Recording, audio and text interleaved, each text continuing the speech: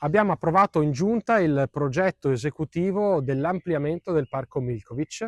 È un'area importante di quasi 10.000 metri quadrati che abbiamo acquisito grazie a un'operazione urbanistica che ha trasferito la cubatura, quindi l'edificazione, in un'altra area della città meno urbanizzata. Un investimento complessivo di 340.000 euro per aggiungere al Parco Milkovic, polmone verde del quartiere Arcella a Padova, un'area di 9.970 metri quadri.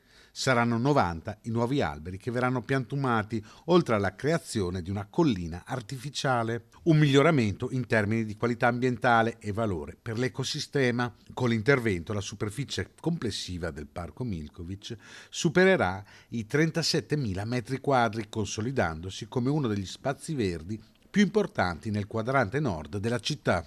Ora, con l'approvazione del progetto esecutivo, possiamo procedere con la messa in gara dei lavori che confidiamo possano partire dopo l'estate, comunque entro la fine dell'anno, dureranno 6 mesi e ci daranno questa nuova area verde in linea con la politica di espansione del verde pubblico fruibile per i cittadini che stiamo mettendo in campo.